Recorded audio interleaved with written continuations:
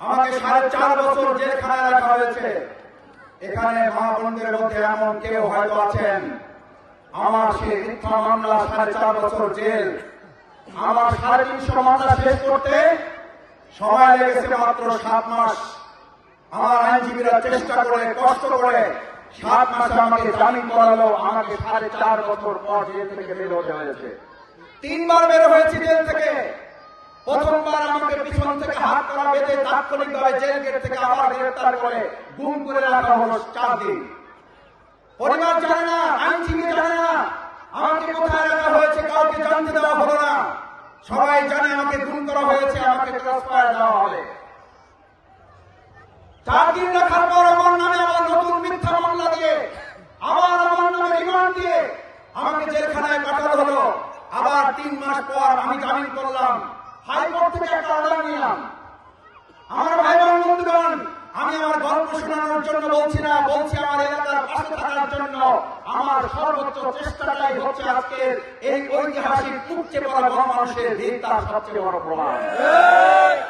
High court থেকে একটা order নিলাম।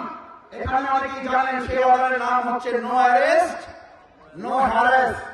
অ্যারেস্ট করতে পারবেন না, তাকে কোনো ঝামেলাও করতে পারবেন না। 3.5 মাস পর জামিন হলো ওই মামলার।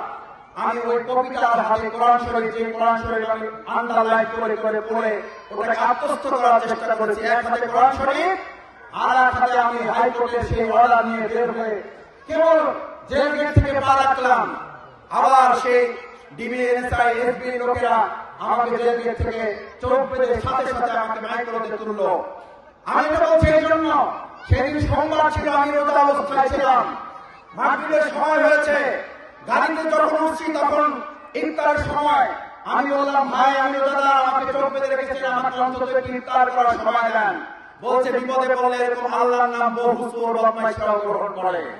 আমি বললাম, আপনারা এই কথা শুধু আমার মুখ কাটে নাই, আপনাদের এই কথা আল্লাহর আওয়াজ কেমন উঠেছে। আপনাদের এক সময় এর পরিণতি আপনাদের ভোগ করতে হবে। আজকেও কাউকে কাউকে দেখি আমরা শহীদ পরিবারকে নিয়ে যখন আমরা তাদেরকে সম্মান দিচ্ছি, মর্যাদা দিচ্ছি, আমরা তাদের স্নেহ মমতা যখন গ্রহণ করছি, তখন এক শ্রেণীর নেতারা এখন আমাদেরকে একইভাবে ক্রিটিসাইজ করেন, আমাদেরকে ভণ্ড বলেন, আমাদেরকে প্রতারক বলেন। এই ভণ্ড এবং প্রতারক বলা সারাদিন আমাদেরকে করলে সেখান থেকে আপনারাও কেউ রক্ষা পাবেন না। কতটা নির্যাতন নিপীড়নের পথ পাড়িয়ে তারপর চেষ্টা করেছি। নো অ্যারেস্ট নো হ্যারাসের কবিতা দেখার সাথে সাথে 3 চোখের হাসি, অট্ট হাসি দিয়ে বলল, আপনি নো অ্যারেস্ট নো হ্যারাস হাইকোর্টের ভয় দেখান আমাদের।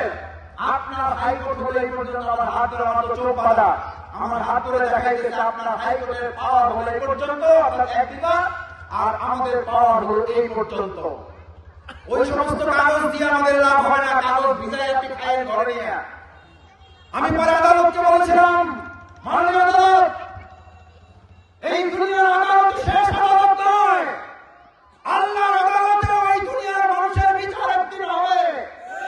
আজকে যারা শক্তির দোহাই দিচ্ছেন, আমাদের ভাই বোনদের আবার নতুন করে অত্যাচার নির্যাতন শুরু করছেন, আমার মা বোনদেরকে রাস্তায় রাস্তায় আটকে অপমান লাঞ্ছিত করছেন, মনে রাখতে হবে দুনিয়া শেষ নয়, আর সে আদিমের বিচারের পথ করে আমাদের সবাইকে দাঁড়াতে হবে। সুতরাং ভয় দেখাবেন না, আমরা ভয়কে জয় করে এ পর্যন্ত